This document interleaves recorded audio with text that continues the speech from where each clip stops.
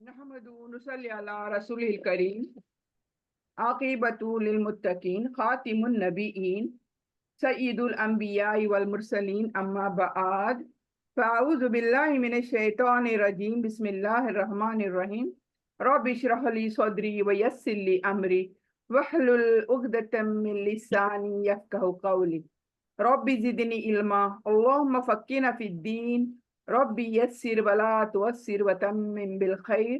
अस्सलामु अलैकुम व रहमतुल्लाहि व बरकातुहू। कैसी है मेरे तमाम बहनें? उम्मीद करती हूँ सभी खैरियत के साथ होंगी। अल्हम्दुलिल्लाह, सबसे पहले हम अपने रब का शुक्र बजा लाते हैं कि उसी की बदौलत हम यहाँ पर इस क्लास में मौजूद हैं, उसकी किताब को सीखने के लिए, समझने के लिए और उस पर अमल भी करने के लिए। तो आइए चलते हैं, जो एक बहुत ही खूबसूरत सा सिलसिला हमने अभी अभी यानी शुरू किया है, एक नया सूरा, नए सूरे के साथ, सूरतुल अनफाल, जो मदनी सूरा है, जो कि कल मैंने इसका पस मंजर भी बताया था, बैकग्राउंड कि क्यों ये सूरा नाजिल हुआ, व्हाट वाज द कॉज, क्या रीजन थे कि अल्लाह सुब्हाना ताला ने ये सूरे को नाजिल फरमाया। तो हमने ये भी देखा था कल कि ये सूरा, इसके अंदर हमें क्या सीखने को मिलने वाला है। तो हमने ये सूरा गजवाए बदर जो थी, हमारी सबसे पहली अवलीन हमारी जो गजवा हुआ था, जंग हुई थी, हक और बातिल की जंग, यानी इस्लाम क्या है ये दुनिया को बताने के लिए अल्लाह सुब्हाना ताला ने ये जंग कराई थी। क्योंकि इससे पहले तक हमारे इस्लाम का कोई कोई चर्चा नहीं थी, बस साइलेंट तबलीग थी। और 10 साल जो हमने देखा मक्के के अंदर किस तरह से नबी सल्लल्लाहु अलैहि वसल्लम ने कैसी जिद्दोजहद करी थी, कितनी कुर्बानियां दी थी लोगों ने कि हमारा इस्लाम का बोलबाला हो। लेकिन जंग के लिए अल्लाह सुब्हाना ताला ने कोई आयत तब तक नाजिल नहीं फरमाई थी जब तक कि हमारी एक मदीने में आने के बाद जो एक इस्लाम यानी मुसलमानों की छोटी सी रियासत कायम नहीं हुई।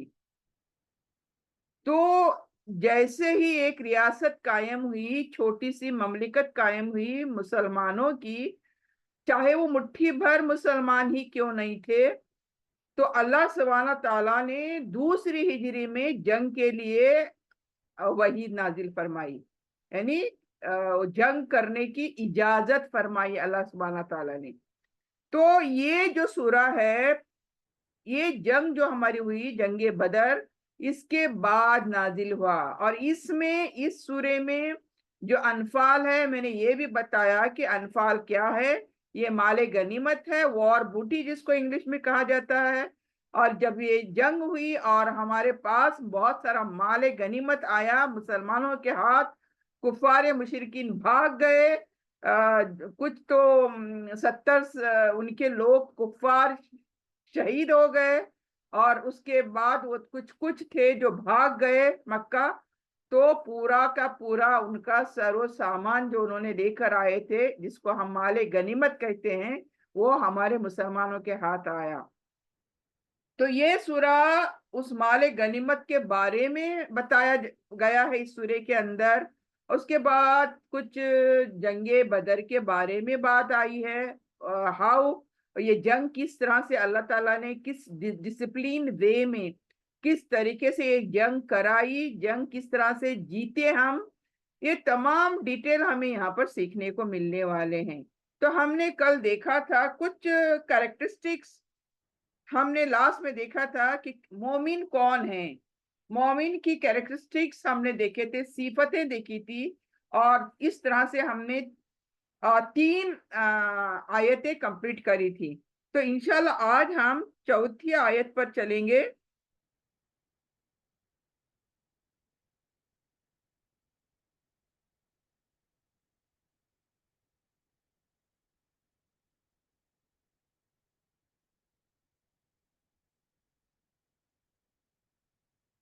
تو یہاں پر دیکھیں چوتھی آیت سے ہم آج شروع کرتے ہیں. بسم اللہ الرحمن الرحیم. اولئک هم المؤمنون حقا لهم درجات عند ربهم ومغفرۃ ورزق کریم. اللہ فرما رہا ہے یہی لوگ سچے مومن ہیں، ان کے لیے ان کے رب کے پاس بلند درجات، مغفرتیں ہیں اور عزت والا رزق، جنت کی نعمتیں ہیں. تو دیکھیں پہلے ہم نے دیکھا مومن کون ہوتے ہیں، رائٹ؟ ان کی کیٹیگریز دیکھیں ہم مومن، ان کی صفتیں دیکھی کہ وہ کیا کرتے ہیں. مومن کیا کرتے ہیں؟ ہم نے کل کیا دیکھا تھا کہ وہ جب اللہ کا یاد کیا جاتا ہے یا اللہ کا ذکر کیا جاتا ہے ان کے دل دہل جاتے ہیں، وہ روتے ہیں، اور پھر اللہ تعالیٰ کے آیتوں کو سن کر ان کا ایمان کس طرح سے بڑھتا ہے اور وہ اللہ سبحانہ تعالیٰ پر کتنا اعتماد، کتنا توکل کرتے ہیں، اور پھر وہ کس طرح سے نمازوں کو قائم کرتے ہیں اور اللہ نے جو کچھ انہیں نعمتیں دی ہیں ان میں سے خرچ کرتے ہیں. یہاں تک ہم نے پڑھا تھا. اب آج ہم انہی کو کنٹینیو مزید کرتے ہیں، یعنی مومنین کو ہی کنٹینیو کرتے ہیں. اب یہاں پر تو مومن کی صفات بیان فرمائی کہ اللہ کے ذکر سے یہ ڈرتے ہیں، قرآن سن کر ایمان میں ان کا اضافہ ہوتا ہے، وہ اللہ پر ہی توکل کرتے ہیں اور نمازیں قائم کرتے ہیں، اور اللہ نے جو کچھ دیا ہے رزقناہم ينفقون، اللہ نے جو کچھ دیا ہے وہ خرچ کرتے ہیں. اب یہ آیت جو ہے اولئک هم المؤمنون حقا، یعنی یہی لوگ حقیقی مومن ہیں. اللہ نے سب بتایا، صفتیں بتائی، اور پھر اسپیسیفک ان کو بتانے کے بعد یہی لوگ مومن ہیں بتایا اللہ نے. یعنی ہمیں ہمیشہ شک نہیں ہونا چاہیے. ابھی اس کے بعد ہمارے اندر شک نہیں ہونا چاہیے کہ مومن بندہ ہوتا کون ہے. صحیح؟ تو اب یہ ہم نے سیکھا کہ مومن کون ہوتے ہیں. یہ حقا کہا ہے اللہ تعالیٰ نے، یعنی سچا. یعنی لفظ اس بات پر زور دیتا ہے کہ ایمان صرف دعویٰ نہیں ہے، یہ زبانی اقرار کا نام ایمان نہیں ہے. میں ایمان لائی اللہ پر، اس کی کتابوں پر، اس کے رسولوں پر، اس کے آخرت پر، یہ نہیں ہے، یہ صرف نہیں ہے، بلکہ یہ وہ معتبر ایمان ہے جو دل سے، زبان سے اور عمل میں ظاہر ہو. یہ بھی بات میں نے کل بتائی تھی. یعنی صرف زبان کا کام نہیں ہے، زبان کے ساتھ دل کا کام ہے، دل کے ساتھ عمل کا کام ہے. یہ تین چیزیں ہونی بہت ضروری ہیں. اس سے کیا معلوم ہوتا ہے کہ ایمان کی عملی جو ہے آثار ہونے چاہیے. یعنی آپ کا کام نظر آنا چاہیے لوگوں کو. میں کتنا بھی بولوں میں مومن ہوں، میں مومن ہوں، میں ایمان والی ہوں، میرا بہت بڑا ایمان ہے، ہائی لیول کا ایمان ہے، لیکن میں کچھ کام ہی نہیں کر رہی ہوں، میں سوسائٹی میں منہ ہی نہیں کر رہی ہوں، میں کسی کی مدد کر ہی نہیں رہی ہوں، تو دیٹ از ناٹ دا ایمان what is required here. تو ایمان کے آثار نظر آنے چاہیے ہمارے عمل سے، اور اچھا کردار اور نیک عمل ایمان کی علامتیں ہیں. یعنی میرے اندر ایمان ہے تو میں کیسے پہچانوں گی؟ میرا کردار، میرا کام، is mother, is daughter, is sister, اور جو بھی رشتہ میں نبھانے والی ہوں میرا وہ کام نظر آنا چاہیے. میرے ایمان کا یہی تقاضا ہے. اور پھر اللہ کہتا ہے لہم درجات عند ربہم، اگر میں ایسا کروں گی، میرا عمل نظر آئے گا، میرا ایمان نظر آئے گا، تو اللہ کہتا ہے میرے رب کے قریب جو ہے بلند درجات ہوں گے میرے. یعنی میرے لیول جو اپ گریڈ کرے گا اللہ تعالیٰ وہ میرے اعمال ہیں، ناٹ اونلی اقرار. خالی زبان سے بولنے سے کوئی کام نہیں چلنے والا.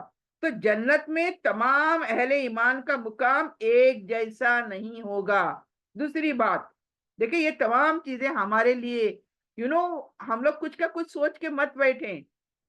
मैं फलां हूं, मैं फलां हूं, मैं ये करती हूँ, मैं वो करती हूँ। अब मैं क्या करती हूँ कुरान बताने वाला है, I have to correct my self. अब कुरान बोल रहा है कि जन्नत में जिन जिन को लेवल्स मिलने वाले हैं, दैट डिपेंड्स ऑन आवर अमाल, आवर एक्शंस। तो दर्जात में फर्क होगा, मेरी दर्जात में फर्क होगा, आप सबके दर्जात में फर्क होगा, हमारे माँ बाप के, हमारे बहनों के, हमारे भाइयों के, बल्कि पूरी दुनिया के दर्जात में फर्क होगा। That will decided according to our आमाल, नेक आमाल। तो ईमान की मजबूती के मुताबिक होगा सब, मेरा ईमान कितना मजबूत है। तो और दूसरा प्योरिटी, देखें एक चीज होती है ईमान होता है, लेकिन कितना प्योर है, प्योरिटी भी, इखलास होगी, मेरे ईमान की इखलास के मुताबिक होगा और नेक अमाल के मुताबिक होगा। यानी जो भी मैं अमाल करूंगी और फिर सबर तकवा कुर्बानी के मुताबिक, यानी जितने भी मैं एक्शंस करूंगी और जो भी मेरी नियतें होंगी, दैट इज अकाउंटेबल, उसके ऊपर डिपेंड होगा। तो फिर अल्लाह कहता है एक तो तुम्हारे दर्जात में बुलंद करूंगा, दूसरा मैं मगफिरत करूंगा, बख्श दूंगा तुम्हें। देखिए इंसान कोई भी कह नहीं सकता कि मैं गुनाह नहीं करती, मैं गुनहगार नहीं हूं। No one can say this. तो अल्लाह ताला क्या कहता है, गुनाह तो होंगे बेशक, लेकिन आपकी जो दिल की खुलूसियत है, आपके जो अमाल हैं, तो उसके हिसाब से मैं फिर क्या करूंगा, आपकी मगफिरत करूंगा, बख्श दूंगा, आपके गुनाह बख्श दूंगा, माफ कर दूंगा। तो ये अल्लाह की बहुत बड़ी नियामत है। क्यों? क्योंकि जन्नत में दाखिला सिर्फ अमाल की वजह से नहीं होगा। देखिए अल्लाह की रहमत दरकार है। हम जन्नत में मैं पूरी इबादतें करती हूँ, मैं नमाजें पढ़ती हूँ, मैं रोजे रखती हूँ, मैं हजों को जाती हूँ, मैं सदकात देती हूँ, मैं ज़कात देती हूँ, दैट विल नॉट डिसाइड जन्नत फॉर मी। ये तमाम चीजें होने के बावजूद भी जन्नत मुझे मिलेगी, आई कैनॉट एश्योर। तो ये तमाम चीजें तो होनी ही चाहिए एक बंदे के पास, लेकिन अल्लाह की रहमत दरकार है। अल्लाह की रहमत और मगफिरत, इन दो चीजों के बगैर कोई भी जन्नत में दाखिल नहीं होगा। ठीक है? तो रिस्कुन करीम कहा आगे चलकर अल्लाह ने। देखे क्या क्या देगा अल्लाह, एक तो दर्जात, सॉरी, अल्लाह एक तो दर्जात देगा, दूसरा मगफिरत देगा, बख्शेगा हमारे गुनाहों को, और फिर रिस्क देगा, करीम, रिस्कुन करीम। तो इससे मुराद क्या है, जन्नत की नियामतें, रिस्कुन करीम, जन्नत वाली नियामतें हमें मिलने वाली हैं। और ये कौन सी, आजकल में खत्म वाली होने वाली नियामतें नहीं, बल्कि हमेशा रहने वाली नियामतें, हर किस्म की तकलीफों से हमें पाक, कोई तकलीफ नहीं, हमारे लिए वहां इज्जत इकराम होगा, यानी we will be well respected there, हमारी इतनी इज्जत होगी, ऐसी नियामतें जिनका इंसान ने तस्वुर भी नहीं किया है, यानी दुनिया में हमने अभी तक भी सोचा नहीं है। ऐसी ऐसी नियामतें हमें वहां मिलने वाली हैं, सुभान अल्लाह। तो अल्लाह हमसे इन रिटर्न कुछ ज्यादा मांग रहा है, ज्यादा कुछ भी नहीं मांग रहा है अल्लाह सुभान ताला। रिटर्न में क्या मांग रहा है अल्लाह ताला, कोई पसीना निकालने को कह रहा है, कुछ मेहनत करने को लिए कह रहा है, जो कह रहा है that is very very easy, हमारे लिए, सबके लिए वो करना बहुत आसान है। आ शर्त है कि हमारा डेडिकेशन होना चाहिए, हमारी खुलूस नीयत होनी चाहिए कि मैं सिर्फ और सिर्फ अल्लाह को राजी करने के लिए काम करने वाली हूँ। तो इस आयत से हमें क्या हासिल होता है, हमें ये हासिल होता है कि हकीकी ईमान दिल और अमल दोनों से जाहिर होना चाहिए। यानी अल्लाह के यहाँ कामयाबी का मयार दुनिया का माल या मुकाम नहीं, बल्कि ईमान और तकवा है। ईमान तकवा हमारा लेवल बुलंद करने वाला है। और مومن ہمیشہ اللہ کی مغفرت کا امیدوار ہوتا ہے، وہ ہمیشہ اللہ سے یہی کہتا ہے اللہ میرے گناہ بخش دے، اللہ مجھے معاف فرما دے۔ تو جنت کی نعمتیں دنیا کی ہر نعمت سے کہیں زیادہ ہیں، تو یہ ہمیں جنت میں ملنے والی چیزیں ہیں۔ تو 2 سے اب ہم 4 تک دیکھیں گے، یعنی 4 چوتھی آیت کیا ہے، رزق کریم تک اللہ کے ذکر سے ایک تو خشیت الہی، ڈر، اللہ کا ڈر پیدا ہوتا ہے۔ قرآن سے یعنی قرآن پڑھ کر ایمان ہمارا لیول بڑھتا ہے، قرآن پڑھنے سے اللہ پر بھروسہ بہت زیادہ ہو جاتا ہے ہمارا، توکل تو علی اللہ۔ پھر نماز ہم قائم کرتے ہیں، ناٹ نماز پڑھتے ہیں۔ دس از دا ڈفرنس بٹوین نماز پڑھنا، نماز قائم کرنا۔ تو نماز قائم کرنا میں نے کل سمجھائی ہوں واٹ از نماز قائم کرنا۔ تو نماز قائم کرتے ہیں، اللہ کی راہ میں خرچ کرتے ہیں، جو کچھ اللہ نے مجھے ہاتھ میں دیا ہے میرے، I am the owner in دنیا، جس چیز کی میں اونر ہوں، میں مالک ہوں اس دنیا کے اندر، کیوں اللہ نے مجھے مالک بنایا نا، مجھے مال دیا، so that I can myself decide کہ میں وہ مال کہاں لگاؤں، کن چیزوں میں لگاؤں، میں خود مختار ہوں اس دنیا میں اب۔ تو اللہ تعالیٰ نے جو مجھے پاور دیا ہے، مال دیا ہے، اس کے بارے میں مجھے سوچنا چاہیے کہ یا اللہ نے مجھے مال کیوں دیا ہے، مجھے کیوں مالک بنایا ہے اس مال کا، یہ سوچنے کی ضرورت ہے۔ پھر انعام ملے گا، ہم چار آیتوں کے اندر انعام بھی بتایا اللہ تعالیٰ نے کہ ہمارے درجات کو اللہ بلند کرے گا، ہماری مغفرت ہمیں بخش دے گا، اور ہمیں عزت یعنی دائمی عزت ملے گی، ہمیشگی کی، ہمیشہ رہنے والی عزت اور اکرام ملے گا۔ تو ایک مؤثر پیغام ہمارے لیے ایک 4 آیت تک کیا ہے کہ اگر ہم چاہتے ہیں کہ اللہ تعالیٰ ہمیں حقیقی مومن قرار دے، دیکھیں کوئی بھی جب یہ سنے گا ابھی قرآن، مومن یہ ہے، ایسا ہوتا ہے، ایسا ہوتا ہے، مومن کے لیے اللہ نے ریوارڈز بتائے، کیا کرے گا اللہ تعالیٰ، تو دل میں ہوگا نا ہمارے کہ ہم بھی مومن بندے بنے، ہوگا کہ نہیں ہوگا، کسی کے بھی ہوگا۔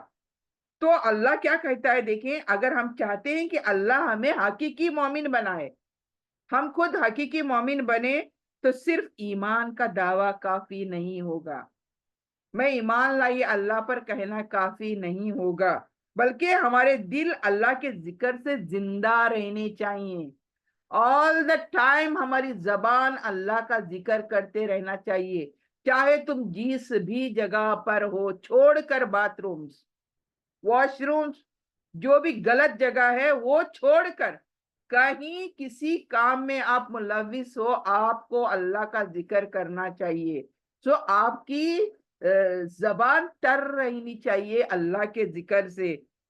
تو اور دوسرا، ہماری زبان قرآن سے وابستہ رہنا چاہیے، all the time we should be reading, reciting, understanding قرآن، اللہ کا میسج انڈرسٹینڈنگ کرنا ہے، ریڈ بھی کرنا ہے اور سمجھنا بھی ہے، خالی ریڈ کریں گے تو کیا ہوگا، کچھ نہیں ہوگا، ہمارا ایمان جہاں کے تہاں رہے گا، جو کہ تو رہے گا۔ تو ہمیں اللہ کے ذکر سے ایک تو زندہ رہنا ہے، کیونکہ اللہ کی ایک نبی صلی اللہ علیہ وسلم کی حدیث ہے کہ جو انسان کی زبان اللہ کا ذکر کرتے رہتی ہے وہ انسان زندہ ہے، اور جو نہیں کرتی زبان ذکر وہ اللہ کے سامنے مردہ ہے۔ تو پھر ہم ڈیسائیڈ کریں کہ مجھے زندہ رہنا ہے یا مجھے مردہ رہنا ہے، یعنی میرے لیے تو میں زندہ لگ رہی ہوں نا، لیکن اللہ کے لیے کیا لگ رہے ہو آپ؟ اللہ کے لیے اللہ نے تو بتا دیا کہ تمہیں کیا کرنا ہے، so that I can understand کہ تم زندہ ہو یا پھر تم مر چکے ہو۔ تو یہ دونوں چیزیں ہمیں کرنی ہے، قرآن سے لو لگانا ہے، قرآن کو سمجھنا ہے، ہماری زندگیوں میں قرآن ہی سب کچھ ہونا چاہیے، اور ہمارے جو باڈی پارٹس ہیں وہ نماز کے پابند ہونے چاہیے، ہمارے پورے اعضاء باڈی پارٹ جس کو کہتے ہیں وہ نماز کے پابند ہونے چاہیے۔ ہمارے ہاتھ اللہ کی راہ میں خرچ کرنے والے ہونے چاہیے. ایسے نہیں کہ رمضان آیا تو ہی میں خرچ کروں گی, یا کوئی اسلامک منتھ آیا, محرم آیا, یا کوئی رجب آیا تبھی میں اللہ کی راہ میں خرچ کروں گی, ورنہ نہیں. اینی ٹائم, کچھ بھی, کوئی بھی ٹائم, کوئی بھی سمے, کوئی بھی دن ہونے دو, ہمیں اللہ کی راہ میں خرچ والے کرنے بننا ہے, اور ہمارا بھروسہ صرف اور صرف اللہ پر ہونا چاہیے. تو ایسے لوگوں کے لیے دنیا میں بھی اللہ مدد کرے گا, اور آخرت میں ان کے لیے بلند درجات عطا کرے گا, ان کی مغفرت ہوگی, اور لازوال جنت ملے گی. لازوال, کبھی نہ ختم ہونے والی جنت ملے گی. سبحان اللہ. دیکھیں, ہمیں تو خوش ہو جانا چاہیے نا. اللہ سبحانہ تعالیٰ کتنا کلیئرلی بتا رہا ہے کہ what to do so that تمہیں جنت ملے گی, لازوال جنت ملے گی. اور وہاں بھی کیا کیا ملے گا وہ بھی اللہ بتا رہا ہے یہاں پر. تو الحمدللہ ثم الحمدللہ, یعنی یہ ہمیں چیز پتا چلی, تو ہم لوگ پھر اس کو پانے کے لیے, اس کو حاصل کرنے کے لیے, we can strive, we can struggle, یا ہم لوگ ٹرائی کریں گے انشاءاللہ, ہے کہ نہیں. ابھی معلوم پڑا نا اللہ کو کیا پسند ہے, تو ہم اسی طرح سے زندگی اپنی گزارنے کی کوشش کریں گے. آگے چلتے ہیں. 5, کما اخرجک ربک من بیتک بالحق وان فریقا من المؤمنین لکارہون. اللہ کیا فرماتا ہے, جس طرح آپ کے رب نے آپ کو حق کے ساتھ آپ کے گھر سے بدر کی طرف نکالا تھا, یعنی جنگ بدر کی طرف لے کر گئے تھے, حالانکہ مومنوں میں سے ایک گروہ اس کو ناپسند کر رہا تھا. اب اللہ تعالی ہمیں ٹرین کرنے کے بعد, کمپلیٹلی ہمارے ایمان کو ٹرین کیا اللہ نے. ابھی 4 جو آیت ہوئے, 4th آیت تک اللہ نے بتا دیا مومن کون ہے, کیسا رہنا چاہیے, ہونا چاہیے.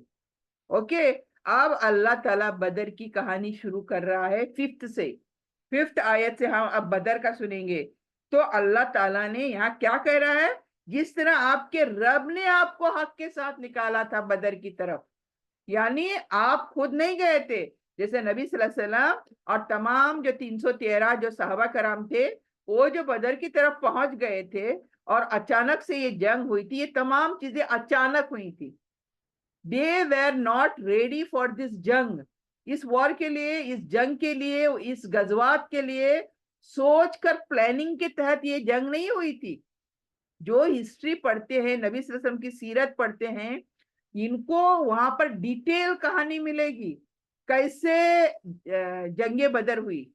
تو یہاں پر اللہ یہی کہتا ہے, یہ جس طرح سے میں نے آپ کو جنگ بدر کے لیے لے کے گیا تھا, حق کے ساتھ, سچائی کے ساتھ میں نے نکالا تھا آپ کو, حالانکہ تم لوگ تیار نہیں تھے. تو کیسے تیار تھے, ان کو تو پتا بھی نہیں تھا. اللہ سبحانہ تعالیٰ نے جنگ کی آیات نازل فرمائی ہے, ان کو پتا بھی نہیں تھا. 313 جو بھی تھے حضرات, جو صحابہ کرام تھے, ان کو نہیں پتا تھا. تو بعد میں دیکھیں یہ سب تمام چیزیں ہوئیں. تو اس آیت کا بیک گراؤنڈ دیکھتے ہیں, اللہ کیا کہنا چاہتا ہے. کوئی بھی آیت ہونے نا, اس کے پیچھے ایک بیک گراؤنڈ ہوتا ہے, سو دیٹ وہ نازل ہوئی کیوں اس آیت کا نازل ہونا طے پایا. دیکھیں, اللہ تعالیٰ 1 سے 4 تک مال غنیمت کے بارے میں بتا رہا ہے, اور ان کے اختلاف کو, ان کے ڈفرنس کو ختم کرنے کے لیے مومن بنا رہا ہے کہ تمہیں یہ مال وال کی پیچھے پڑنے کی ضرورت نہیں, تم بس مومن بنو, اللہ کے چہتے بنو. یہ ٹرین کیا اللہ تعالیٰ نے 1 سے 4 آیت تک. ابھی اللہ کیا کہہ رہا ہے دیکھیں, آیت 5 سے غزوہ بدر کے واقعات شروع کر رہا ہے. رسول صلی اللہ علیہ وسلم کو خبر ملی کہ قریش کا ایک تجارتی قافلہ شام سے واپس آ رہا ہے. یعنی اٹ واز نارمل, وہ مدینے میں تھے, اپنے کام کر رہے تھے, مصروف تھے صحابہ کرام. نبی صلی اللہ علیہ وسلم روز کی زندگی میں اچانک رسول صلی اللہ علیہ وسلم کو میسج ملتا ہے کہ قریش کا, یعنی مکہ سے قریش کا ایک تجارتی بزنس قافلہ, یہ بزنس گروپ جو بزنس کرنے کے لیے جاتے ہیں, تو وہ گروپ میں جاتے ہیں نا, ٹوٹل پورا گاؤں کا گاؤں جاتا ہے بزنس کے لیے, 1 2 3 لوگ نہیں جاتے. تو اس زمانے میں ایسا قافلے جاتے تھے.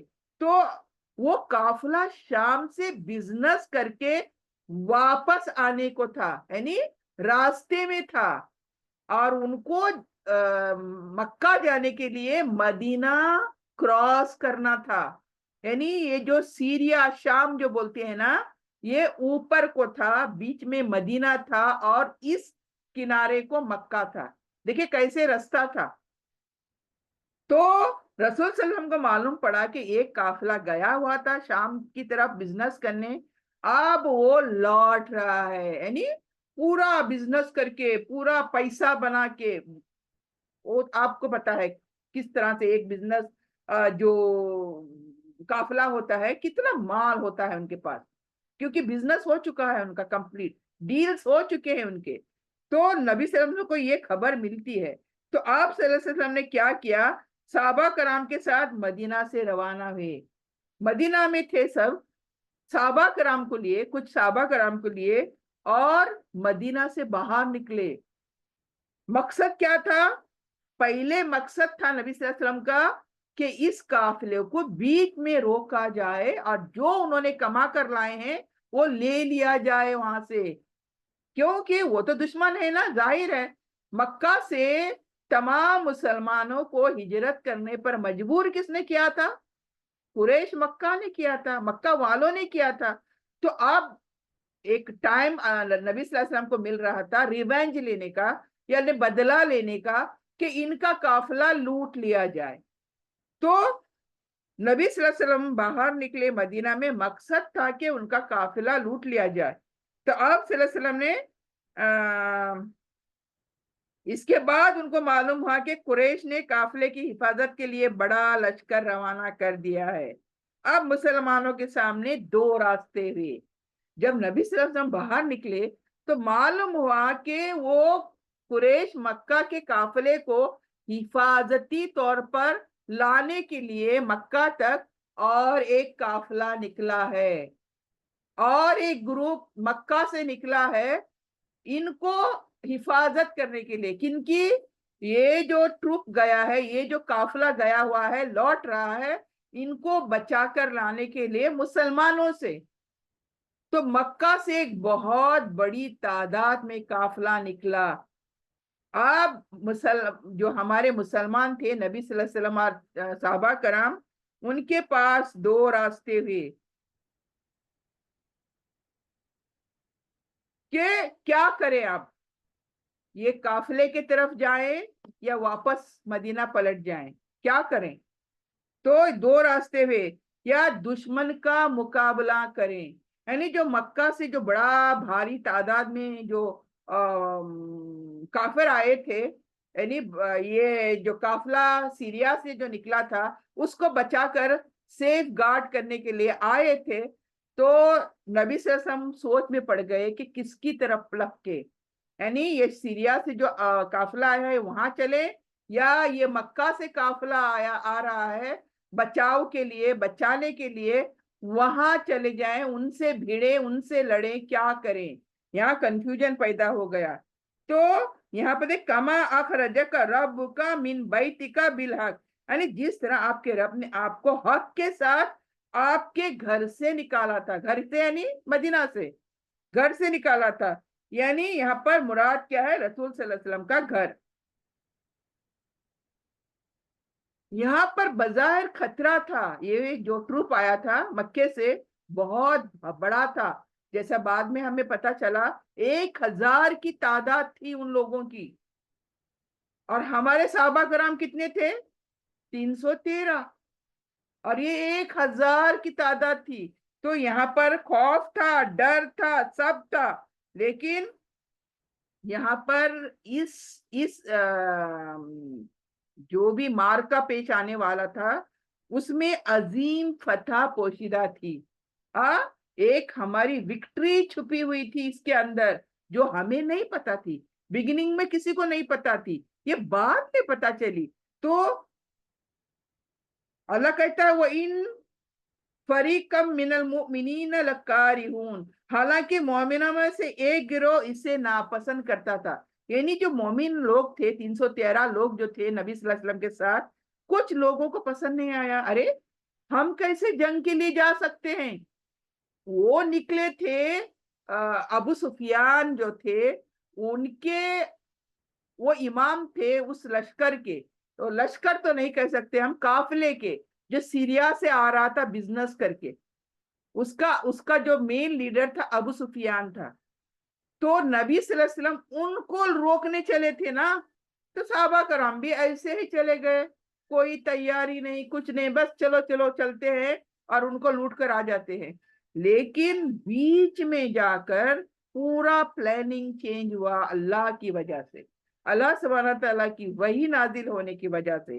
یعنی یہاں پر دیکھیں کچھ جو تھے ان کو پسند نہیں تھا, ارے ہم جنگ کیسے کر سکتے ہیں, ہماری تو کوئی تیاری نہیں, سچ میں تیاری نہیں تھی ان کی, وہ بس ایسے ہی اٹھ کر چل دیے تھے. تو ان کے خیال تھا کہ صرف تجارتی قافلوں کو ہی لوٹنا ہے یا ان کا سامنا کرنا ہے. تو اچانک 1000, وہ بھی اسلحہ, یعنی ان کے پاس پورا تیاری تھی, وہ ان کے ساتھ سامنا کیسے کریں, جبکہ مسلمان صرف 313 تھے. اس لیے ان پر ایک فطری خوف, فطری یہ ہوتا ہے نا, میرے پر مجھے بھی اچانک کسی نے کہا چلو آپ جنگ کے لیے, تو ہم بھی ڈر جائیں گے, یہ بھی انسان تھے بھائی, تو وہ بھی ڈر گئے, فطری خوف لاحق آیا ان پر. لیکن جب اللہ اور اس کے رسول کا فیصلہ واضح ہو گیا, یعنی رسول صلی اللہ علیہ وسلم نے سمجھایا کہ وہاں جائیں گے تو کیا حاصل ہوگا, اور یہاں جو مکہ سے جو قافلہ آ رہا ہے جو سیکیورٹی دینے کے لیے ابو سفیان کے لشکر قافلے کو, تو وہ وہاں جانے سے ہمیں کیا حاصل ہوگا, یہ دونوں چیزیں ایکسپلین کیے گئے تمام صحابہ کرام کو. تو انہوں نے کیا کیا, اطاعت کری, فرما برداری کری. اب وہ ریڈی ہو گئے, تمام صحابہ کرام ریڈی ہوئے, اور اللہ نے انہیں تاریخی ہسٹوریکلی بولتے نا, وہ فتح حاصل ہوئی, ان کو تاریخی فتح حاصل ہوئی اس وجہ سے. تو اس آیت سے ہمیں کیا پتہ چلتا ہے کہ اللہ کے فیصلوں میں ہمیشہ حکمت ہوتی ہے. اب اللہ اگر کوئی چیز بولتا ہے کہ یہ کرو اور یہ نہ کرو, تو اس کے اندر حکمت ہوتی ہے اللہ کی. وی ڈونٹ نو اللہ کیوں کرنے کو کہہ رہا ہے, وی ڈونٹ نو, اور کیوں روکتا ہے ہمیں, یہ بھی ہمیں نہیں پتا ہوتا. لیکن جس وقت پتا چلتا ہے تو پھر ہم کہتے ہیں سبحان اللہ. یعنی وہ جو اللہ کی حکمت ہوتی ہے بعد میں پتا چلتی ہے, پہلے نہیں. تو we have to always respect and follow what orders Allah gives us. تو یہاں پر اللہ کے فیصلوں میں ہمیشہ حکمت ہوتی ہے, چاہے ہمیں مشکل پیش آتی ہے, ان فیصلوں کو ہمیں فالو کرنے کے لیے, ان کی ماننے کے لیے, اور یا ان کے پر عمل کرنے کے لیے ہمیں تکلیف ہوتی ہے. بگننگ میں ہمیں تھوڑی تکلیف ضرور ہوتی ہے, لیکن ان دا اینڈ ریزلٹ اچھا ہوتا ہے. کیوں؟ اللہ کی حکمت ہوتی ہے اس کے اندر.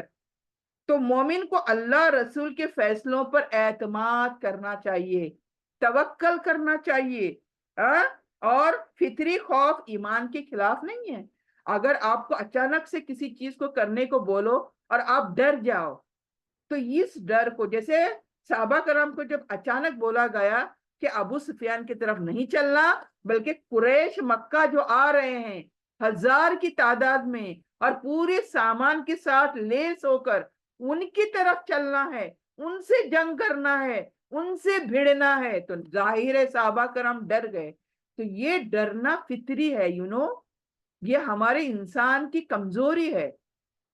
فوراً ایک چیز ریاکشن ہوتا ہے ہمارے پورے باڈی کے اندر, ڈر کے مارے, خوف کے مارے. تو یہ فطری ہے, یہ ہمارے دین کے خلاف نہیں ہے یہ چیز. لیکن خوف کی وجہ سے اللہ کے حکم سے پیچھے ہٹنا درست نہیں ہے. یعنی ڈر کی وجہ سے اللہ کے فیصلوں کے پیچھے نہیں جانا چاہیے, یعنی پیچھے نہیں چھوڑنا چاہیے. تو بڑی کامیابی اکثر بڑی آزمائشوں کے بعد ملتی ہیں. یعنی کوئی بھی ہمیں کامیابی چاہیے نا، اس کے پہلے ہمیں ایک آزمائش سے ضرور گزرنا ہے.